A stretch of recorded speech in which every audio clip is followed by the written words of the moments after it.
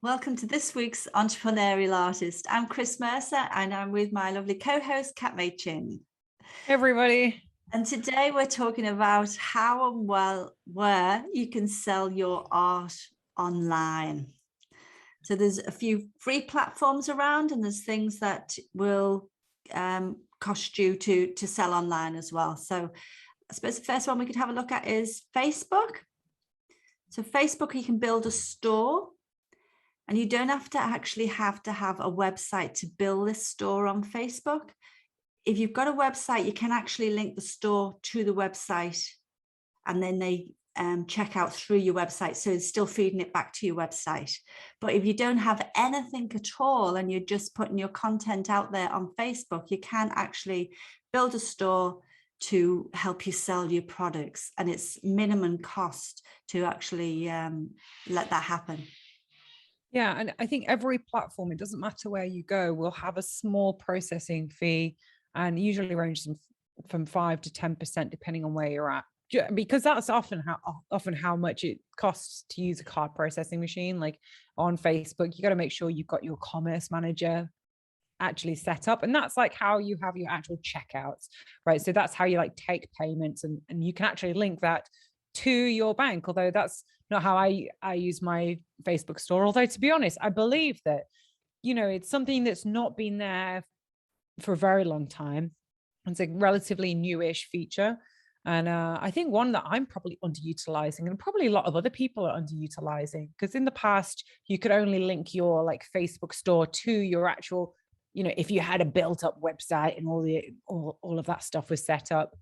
Originally, that's how Facebook stores worked. They never actually took the payments themselves. Whereas now you can actually have your checkout if you've got that commerce manager plugin added to do all of that. So that's kind of exciting. And you know what? I think that opens the doors for a lot of people that can't afford or just are at the beginning of the journey. Because also, like, it takes a lot to go and like set up websites. And I mean, websites are a work in progress. Yeah, if you're not tech savvy, it's a great way to start just putting your products on there. Yeah, and also Instagram as well, isn't it? I was just going to say, you've got yours. So when you put your photographs up online, I've seen that you tag products. Is that right? Yeah, and of course, it's so easy. But mine is linked back to my website, which is a Shopify website.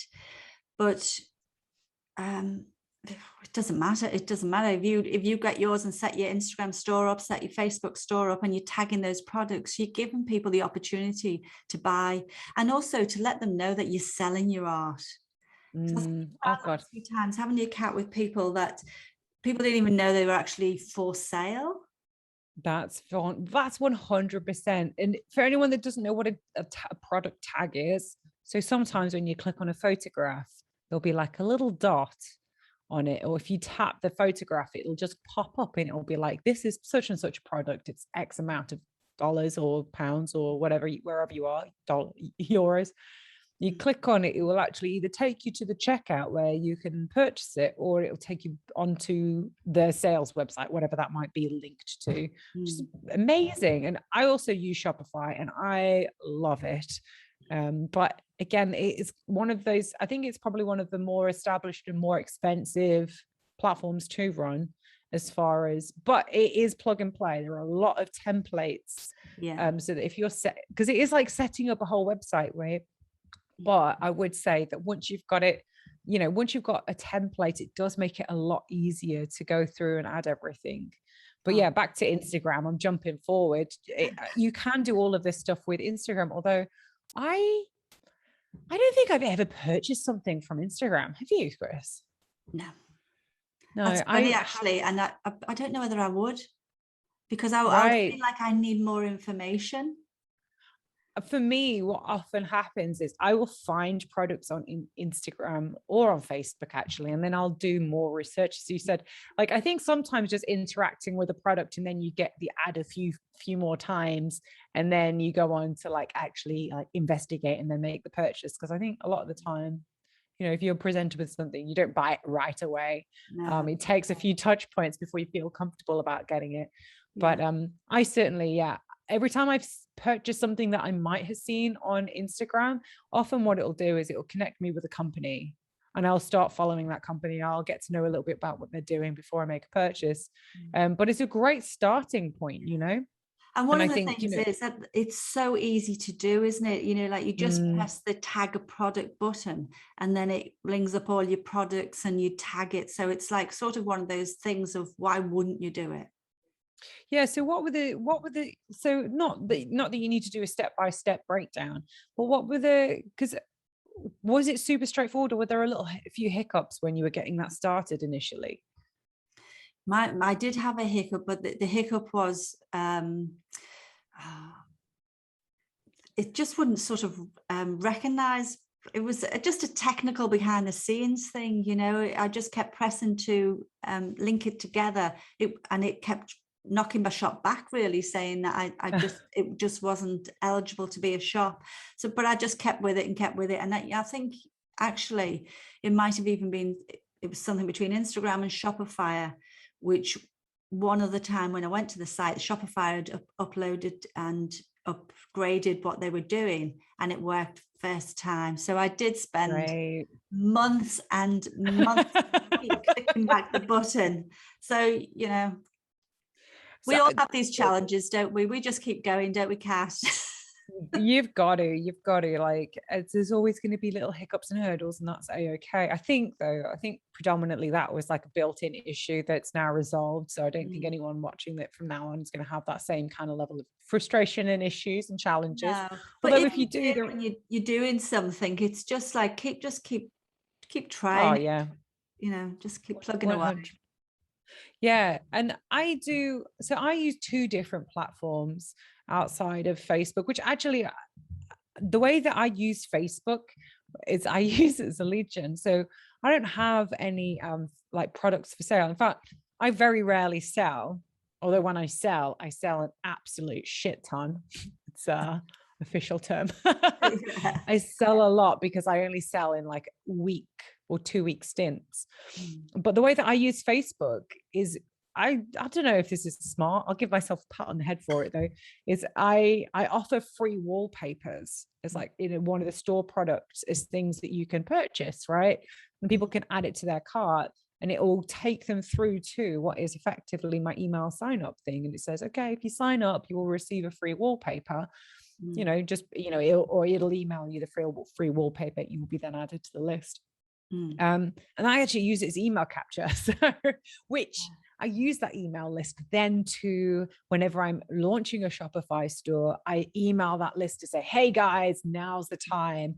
We're launching on Shopify. Here's all the links and all of that stuff. So it's been really helpful in that. So even if you're not setting up a store, even if you've got nothing to sell right now, you can use it to build your email list. And I think that's a good, hack. It's a good little hack. Brilliant. That's, in the end, that's all we're, you know, I know we're looking to sell, but most of the time, if we can capture an email, that's as good as a sale, you know, nearly, Yeah, because we I can think we'd actually contact people later on. 100%. And I think that there's a buying life cycle of anybody that wants to get involved with what you do. Like sometimes there are people that have said to me, this is the first print I've bought. I've been buying the digital bundles. I sell digital bundles, right? So, you know, all like I get my artwork scanned, and then we put it in a little bundle, and then they can use, I reformat it for phone and PC wallpapers, right? So because I mean, also for Zoom backgrounds and all of that kind of wonderful stuff too. But I sell those, and there's a lot of people that will come to me and say, I've only ever been able to download your free stuff, and this is the first time I've been able to afford a print, or I've only ever been able to buy a digital bundle, and now I'm able to buy a print. Or people that said, I've been buying prints for a long time, and now it's the first time I've been able to afford an actual painting. So there's also a life cycle. There are people that will sign up to the email list that are not ready to purchase right at this second, but given 5 or 10 years, even for some people, they might get to the point where they can, you know, become involved, and maybe they really desperately want to, and this is their first step. And I think it's wonderful. And I would say that actually, and I'm sure we'll do an episode on this in the future, building your email list is like one of the biggest paths to success as an artist. as far as like making sure that you can be a financially successful. I guess might not So help with people with the your painting. Facebook shop, say that you've got that you don't really count as one, even it would be digital free products. So that's a fantastic place if somebody just wants to start doing, free products even to build things up. Yeah. Absolutely. So Yeah. outside of, so tell me about your Shopify store actually, Chris, because I think that's quite an interesting journey because you've sold a few paintings through that so far.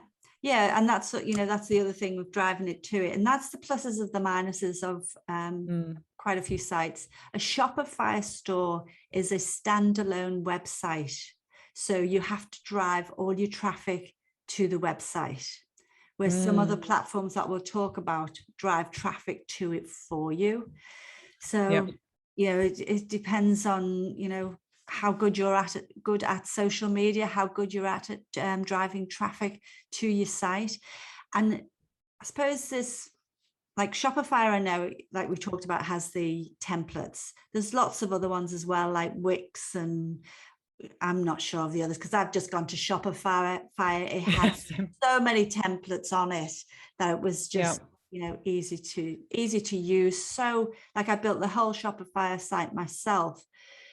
It can be time consuming, but it just depends on how much stuff you want to put on it. There's also Squarespace, WooCommerce, and it's like a lot of different things. Some people use a WordPress and then add an extra, you have to pay to have like the e-commerce. I don't think there's a free cart facility on that, but there's like lots of different ones. But Shopify, you get everything. The cart's on there, so you can just load all your images, all your prints, paintings on there, and then you've got your cart ready to go. So if you're creative, you can make it as beautiful and as professional looking as you want to. It's really it's extremely easy to use, really. And then YouTube's a godsend for everything. So anything as far as learning how to, I mean, it's basically it's modern day university.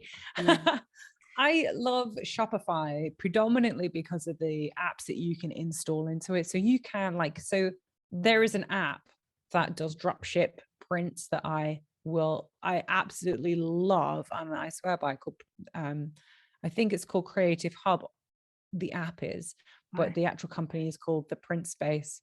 And I love those. I highly recommend if anyone's thinking. I've worked with a lot of printers. God knows I must have worked with at least 50 different print companies at this point. So I've done all sorts of different types of printing, metal, acrylic, even glow in the dark, and all sorts of wiggity wackety stuff. But this one is great. So every time an order goes through, it automatically goes through, talks to the printing company, sorts up all the I am hands off. I do not have to do any of that stuff. It goes from order to being on their doorstep without me interfering, as long as I've set it up correctly, of course. So, which I love because, more time, you get more time you can spend painting, the better. The less time you have to spend handling all of that intermission stuff. So that's really why I love that one. And I know that there are other websites that have those integrations, but it's helpful. But that's not the only website where you can create sales channels and get someone else to do the printing for you. There are websites that do printing as well. There's one I use that's called Saatchi, which I don't know if you use, Chris, but that one I found quite good. For me, that's in a more of a, I don't know if this is the right word, but it's certainly more, they sort of cater to a more higher or more premium buyer. The products are usually a lot more expensive, and they actually have built-in printing systems. So, you just need to upload your images and people can print from them, which I think is fabulous. I don't have any of my stuff up there at the moment, but it's something that I think is actually very good. Now you've sold a few through Saatchi. Yeah, I've sold a few through Saatchi, but it's quite different from the Shopify one, standalone, your own website. You drive your traffic to it yourself. there's no ongoing costs, you know, a little bit for visa costs. I think $30, $29 a month to actually for them to host the thing. So it's quite cost effective, but you've got to, it's your website and you have to drive things to it. Saatchi art is a different animal altogether, isn't it? Right. So let's talk about that one. So we talked about having your own website and all of that kind of stuff. And of course, because here's the thing, the reason why having a sales platform, and you kind of touched on this, is people don't know necessarily if your items are for sale. But, you know, I often get artists come to me and go, I'm not selling anything. And I'm like, I'll have a look at what they're doing. And they do not have a system in order for someone who wants something that they've got to give them money. And I know that sounds simple and basic, but like just having an Instagram or just having a Facebook with none of the actual process and structure in order for someone to be like, I would like this item and check it out. Because here's the thing, people don't want to necessarily directly ask you what the price is and all of that stuff, because it's embarrassing if they can't afford it. It is, you know, some people feel deeply humiliated if they come and ask for a product and they can't afford it, depending on whether you promote with, you know, your products with the prices and that kind of stuff. Obviously, the beauty of having a store is that you can have everything laid out in front of you and you can pick and choose and browse at your comfort. And it doesn't have to be that sort of high pressure. Not that anyone here is going to be high pressure sales, because that's not what we're about. But that's why having a sales platform is the key to success. You've got to have a sales platform. Now, you can be free, could be the Facebooks and the Instagrams, or it could be a website, your own stuff where but you know, you could promote on Instagram and promote on Facebook, promote on Twitter or LinkedIn or TikTok and drive traffic to it, show off your products with a cool video, and then people go, "Ooh, I want one," and you've got a link in bio and people go off and buy it. So that's one method. But another method is actually having, I don't know what you would call them, but you know, websites. So Blue Thumb is one, Saatchi Art is another, and I believe Online you saw them. galleries. Online galleries, right? They have their own audiences. They have lots and lots of people go there already. So what's your experience with Blue Thumb? Like Blue Thumb's been great. I sell through Blue Thumb constantly. So it's been a good thing for me. The thing is, again, like these sites, Saatchi, Blue Thumb, Art Lovers, all the online galleries, you're there with thousands of other artists. And then even Etsy, when people go there, even when they're looking at your work, then other people's work pops up and says, have you seen this? Have you seen that? Which, you know, you've got no control over it. I don't. So, and I know this is probably counterintuitive to a lot of people, because you think, oh, you know, because I don't tend to sell on any online galleries. In fact, I just avoid them, because for me, it's kind of like an oversaturated place. Like people are just a microsecond click away from going from looking at your content to being on someone else's, and they're gone. I tend to only, and I think that this is true of Etsy now. The challenge with Etsy, it's good platform in many respects. So, you know, and I know that a lot of people find success there, but for me as a platform, every platform has a little vibe and a theme. And for me, Etsy is a bit of a race to the bottom. It's full of artists that undervalue themselves, that don't value their time, their skills, or anything like that, will underprice their own artwork. Sometimes I'm sure out of utter desperation because they want to sell something, but then all of a sudden you're competing against people that you can never physically, you know, like, and competing is, and you know, it's not a good word, but you know, just for the terms of this, just, you know, explanation, you know, you're up against people that literally would sell what you're doing. They would have put hundreds of hours in, and they're charging what would be less than a minimum, like, but way like the poverty wage equivalent for their artwork, and they should never be doing that. And I don't want to be seen or placed amongst that kind of stuff, because my artwork does not belong there. I'm not making, I don't want to compete. Like, you know, I think this is the other challenge, is like seeing your artwork, and or stop seeing your artwork like it's just a wall decoration. You know, if people want just a wall decoration, they can go to Target or they can go to Kmart and they can get some cheap print off Alibaba or whatever it is that doesn't have the heart and soul of an artist that really takes himself seriously. Not that you all have to take yourself seriously all the time, but you should certainly take, you should take your own craft. You should take yourself seriously enough in the sense of you should feel like you deserve some level of success for the amount of work that you put in. So that's why I find challenge with Etsy. But I'm sure that there are lots of people doing really, really well, and in particular if you're doing very unique stuff. And I think one of the benefits of being like with an online gallery is that they deal with a lot of the logistics, and logistics can be very, very challenging, in particular if you're shipping overseas, where 90% of my clients are. So often, and I think this is one thing with Saatchi art, is that they will include a shipping cost. And you basically just say what the weight and dimensions are, and where, and Saatchi or even Blue Thumb, I believe, you'll have to correct me if I'm wrong, that they'll basically give you the labels. You don't have to work by calling up different logistics companies and doing that stuff. So that is good. So that is. So you don't have to. Yeah. You can, like with Blue Thumb, you can organize the postage yourself or just press the button and then they'll do it. And it doesn't cost you any different at all, because they'll put a certain price for postage on top of your artwork, and you can just arrange for them to pick it up. So it's really awesome. Easy. But the things with the Blue Thumb and Saatchi is they're quite expensive. They will take a third of whatever you want for your painting. You want $1,500 for your painting, then Blue Thumb and Saatchi will take $500 off you for all the marketing that they've done. And then also the postage, if they say the postage, they'll add another $100 on or something for postage. And, sometimes it doesn't even cost, it can cost $40 that you could do it for, but they've added that on and they'll take that as well. So it bumps your price up as well from the paintings that, you might sell for $1,500 and they're selling it for $16 with the postage on as well.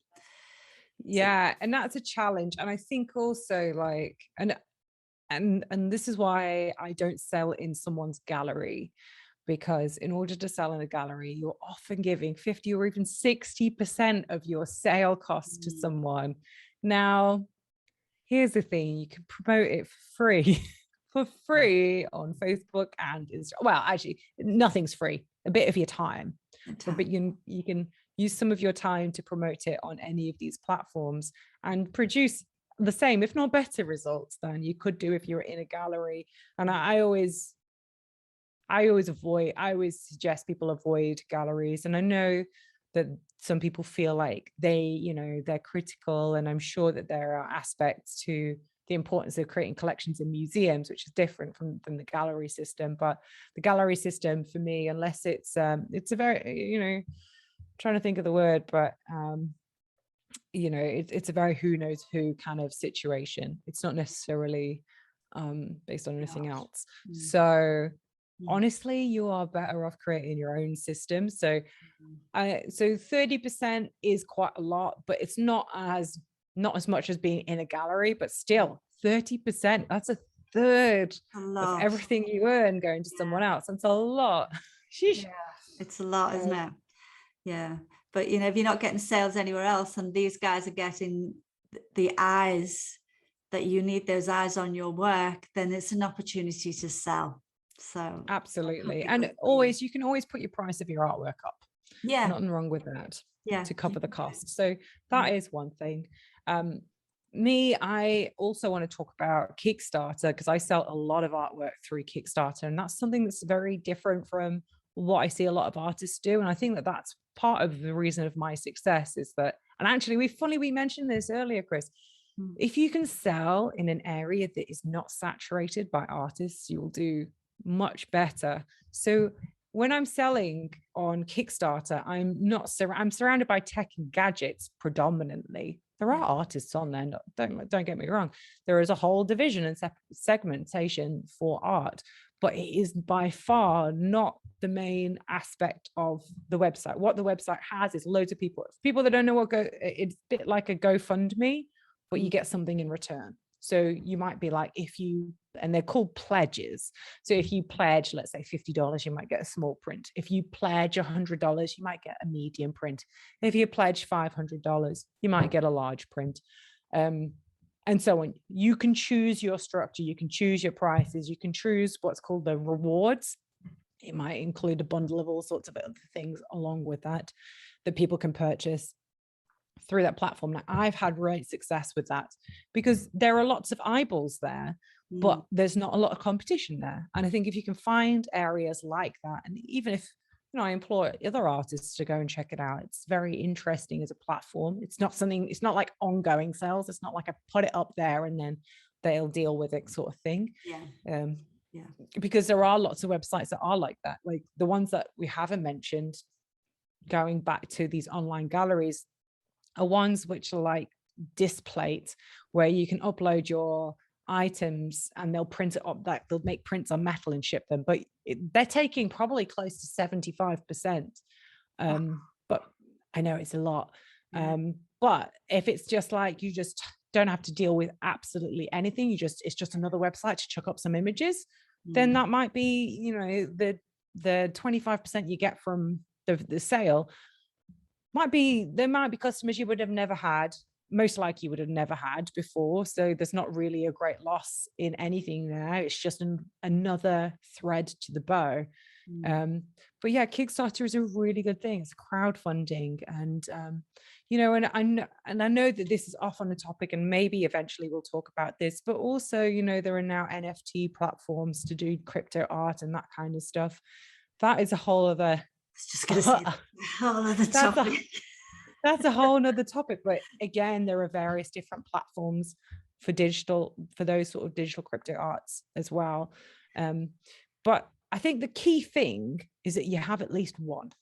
So I know, Cass, with your Kickstarter campaigns, it's not set and forget. It is a campaign that's short run, and you put a lot of work into getting that up and running. Maybe at another stage we'll do, a Kickstarter podcast, because there is quite a lot to it, isn't there? Yeah, and look, I do the same launch strategy for anything. So whether I'm launching a Shopify store, whether I'm launching a Kickstarter, I think launch strategy is something that I haven't seen done particularly well by many people. I've seen a few people that do it really well, but on the whole, in particular, or at least specifically with art, I've seen with tech and that kind of stuff, they're great at doing launch strategy. Now, what do I mean by launch strategy? I mean, like, you do your pre-launch, tell people things are about to happen. You might have been dropping hints or telling people for months about your development pipeline, like, oh, I'm working on this new product line. So hypothetically, let's create a scenario. Chris, you create beautiful palette artwork of these gorgeous red gum trees, I think they are.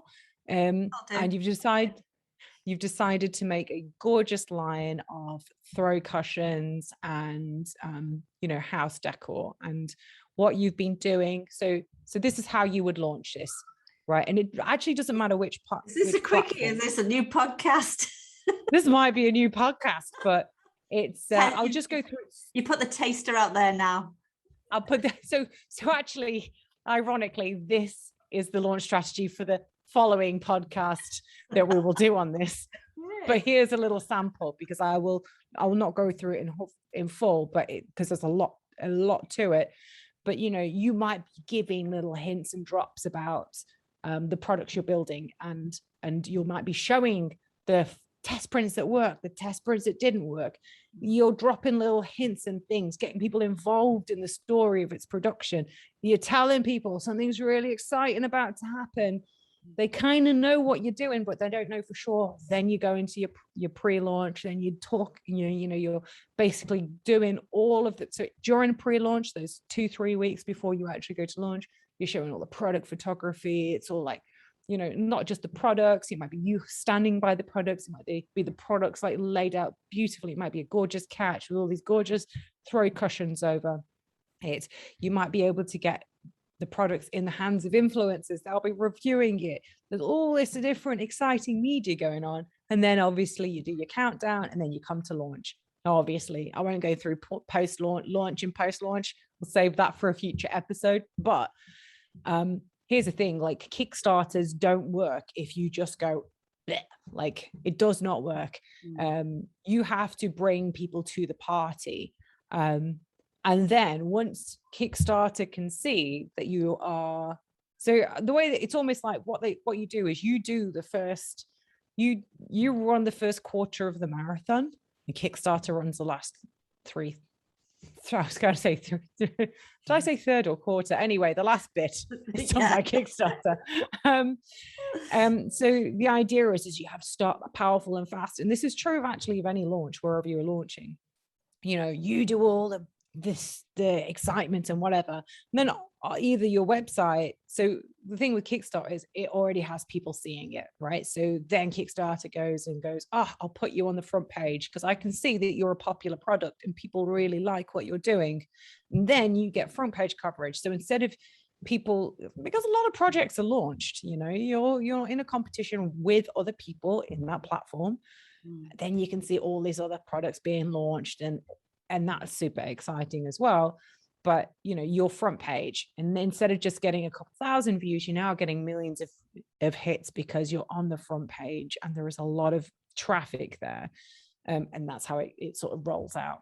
But I would say it's true of every launch. Whatever launch you do, you should be kind of using that strategy regardless. And but it does mainly work for what I call timed releases, these like events.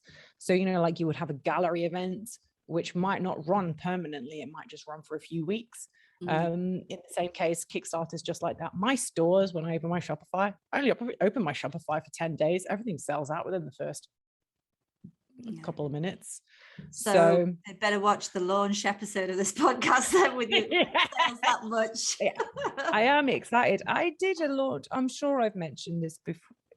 Maybe I'll mention this in the previous episode, but the last launch we did, we sold out in 120 seconds. Oh yeah. And that was that was nearly $40,000 in 2 minutes. So that was from your Shopify store, which you'd driven people to.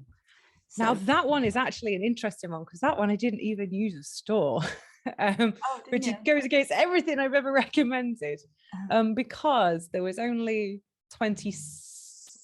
because there was only like 5 items. Sorry, I had like 20 on back order, but because there's only 5 items, we actually just did what we call like a live thing. So we did this big update on Instagram and Facebook and whatever, and people would have to send a DM in with an order form.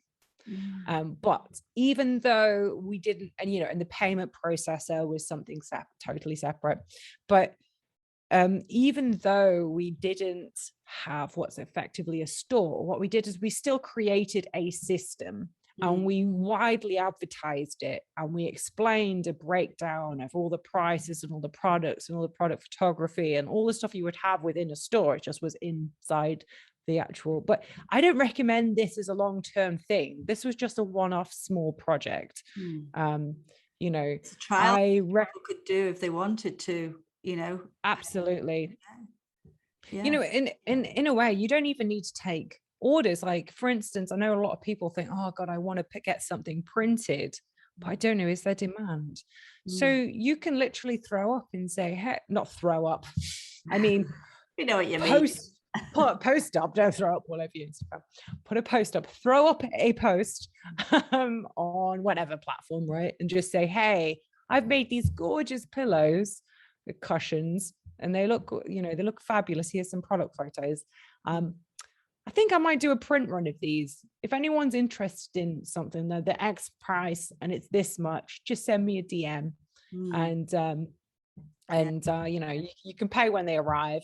Just pay a deposit now, and just let me know. I'm just interested in how many people are curious about it. You might have a fair few people go, I'm a bit interested. And then if they're interested, you can take a deposit and then use the money to pay for the printing.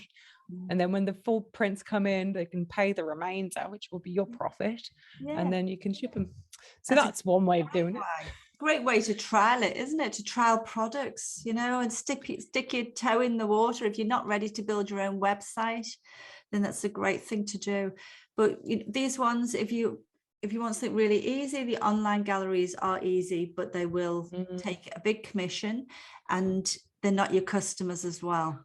So you won't have their data, you know, you can't keep in contact with them. They're Blue Thumb's property, or sorry, whoever online gallery's property. Yeah. I just don't like that at all. Hey, I mean, I know that it's an important it's an important thing for a lot of artists to be able to make sales, and however you're going to make your sales, no judgment here. But I personally really love having a long-term relationship with my collectors, because my collectors just completely repeat buy. I would say that 80% of my business of my original business could quite easily be made from referrals. I am consistently getting referrals, although I can't take them because my commissions are my book is shut for 2 years because I got too many in it. That though, and that's because you have your customers' details. So that's one thing that I love. I mean, can you pack it in with a little card to say oh yeah, you can actually, you put a business card in there, you can put a thank you card, you could put a discount card in for you know, come if you want another painting. So if you're packaging them, you are packaging them yourselves anyway, they'll just arrange a courier. But yeah, you can put anything in like that. So, you know, you've got the opportunity of maybe connecting with them. I almost would put in, so you can create these small little postcard prints, little small ones, and they're about, I think it's that if you get them in mass, it's about a cent each, less than a cent. But you can pretty much create it and ship it for about $1.50. But even if it's a slightly more advanced one, it's worth, I would go out and look. Now, it obviously depends on how much the painting is that they've purchased. Like if it's only a $25 painting, which you should never be selling a bloody painting for $25, because I'm sure the materials cost more than that. Come and smack you on the back of the wrist. But it would be worth giving away a, let's say, $50 print. Let's say the print costs $25 to make, and then you've put $25 for packaging, handling, and shipping. It would be worth $50 to get that person's information. And here's why, is because now you actually have the name, address, details, etc., and contact ability of someone that's a collector. And those people, if you become connected with them, I mean, when I say 80% of your business can become from referrals, that is like no, and I'm sure that's another that's a podcast for the future where I can break that down. But 80% of your business can come from referrals of current clients, and it would be worth $50 to have someone that would then go on and buy another $1,000, $2,000, $10,000 painting or whatever that might be. So it's just a thought. It might be something nice to put in a little card to say, hey, if you put your details here, I'll send you a $50 print for free. And then you can start building your relationship. But that's another post. There you go, another sneaky little tip from Cass. Another sneaky tip. It is worth having contact with those people, because those people actually are like, because art is a luxury product, and it is important to have contact with those people. So I understand and I understand that it's great work that Blue Thumb and in America it's Fine Art America, or all of the Saatchi Art, they're doing great work, and they spend a lot of money on advertising and all that stuff. So totally get it. But if you can, there's nothing wrong doing that, but then also focusing on your own website, focusing on your own outreach, and doing your own advertising. Like, it's not beyond you. And I know that you've just learned a great deal about sort of marketing and advertising as well, bringing people into your store. Is there any little tidbits you've got on that? Maybe that's for another podcast as well, Kat. There's a huge learning curve, like massive, about marketing. It was a 9-week course. Nice. But I think the key takeaway is that you can bring people in and you can make your own ads and you can do the right kind of outreach. It's obviously not something you can summate in 15 seconds, but it is doable. And and also once you do it for yourself, those become your clients, and Yeah. you kind of control the race course, which I think is very important for artists. Yeah. So on that note, Chris, do you have your 3 top tips or 3 top things for where and how you can sell your art? Oh, I do. It's not really where and how you can sell it. It's sort of more of mine is how much time do you want to spend on it? So Okay. it's like that will maybe dictate where you want to sell your art. I Because love that. yeah, because doing all of your own things and your own marketing and things like that, if you don't have the time to do that, well, then these online galleries could be just fantastic for you, because they just take Absolutely. everything away from you. All you have to do is paint and pop them up. Right. That's that one. And what are you good at? My number 2 is, what are you good at? If you feel that you're good at getting on camera and you're good at the videos and you like all that side of it as well, as in, like, there's a whole other side to just painting. If you like the business side of it as much as that and learning all of this stuff, well, I suppose these are ways that you can decide which way that you need to go with where you're going to sell your art. And then number 3 would be not to have all your eggs in one basket. Because, say like these online galleries, if you're all with them and then you're just with one online gallery, and for some reason you do something, or you fall out of favor, or you just fall to the bottom of the pile, or however their structure works, which, who knows again, and you just fall off their radar, and then all of a sudden you've been selling and then you're not selling. It's like, so don't have your eggs all in one basket would be my 3rd tip. Kat, Oh yes, I'm ready. what are yours? What's your top 3? Okay, so my top 3 is number 1 is just have a sales platform. Understand the importance of having the structure to take someone from an inquiry through to the actual physical transaction of putting in the credit card number. You've got to have the structure. If you can't, I would highly recommend, if you can bring the audience in and you're interested in doing that, then having a Shopify store. If you're not interested in that and you want it to be automatic, again, you can use these gallery websites, but you've got to have something. And there are lots of free alternatives, and you don't have to pay to be on these gallery sites. You can go and put your stuff up there. I'm assuming there is some sort of vetting process, but generally speaking, it's available to everybody. It's not really a gatekept kind of thing. So, and of course, in amongst that, if you are going to go down the Facebook store route, make sure Commerce Manager is set up so that you can actually make those payments. Number 2 is optimize for mobile. Oh my gosh. Most of your sales are going to come through mobile.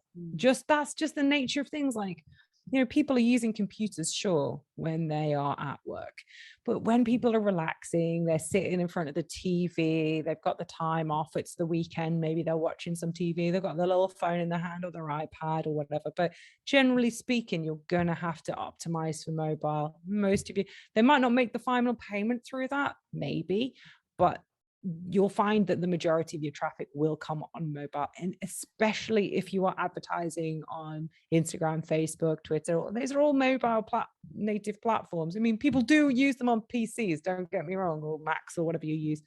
It's very rare. So optimize for mobile, super, super, super important if you are going to go down this path. Remember that. Number 3 is I've got as far as having a sales platform, just consider the simplicity of it. You don't want people to have to search and browse through a million pages to get to the thing that's for sale. Make it make it so so easy and stupid. Like, you should be counting the number of clicks and how much effort they're going to have to go through in order to pay. You don't want to make it difficult and complicated. Complexity is the enemy of execution. And if the thing you want executed is someone going and making a sale, then any level of complication or any kind of confusion will get in the way. And I mean, again, I will do another thing on like selling prints and stuff, but like, even down to, don't have like a million different sizes for prints, like 8 inches, 9 inches, and 10 inches. Like, no, I need just small, medium, and large. Like, don't make it too bloody difficult. Yeah. Like, if you need to have custom things, you maybe like a little inquiry form there, people can do custom stuff. But generally speaking, people, if they're feeling overwhelmed, they will not if you're feeling confused or overwhelmed, you will not make a purchase. So make it bloody easy, make it obvious, make the whole process as streamlined or at least as bloody simple as you can. And yeah, I think that would be my top 3. I love that. I love that number 3, because like that makes it easy for us as well. Don't go crazy putting loads of things, and you know, how much work is that to do? But also, you know, we know what it's like, don't you? Any of us that go to a website and you clicking and clicking, you just leave, don't you? You just leave.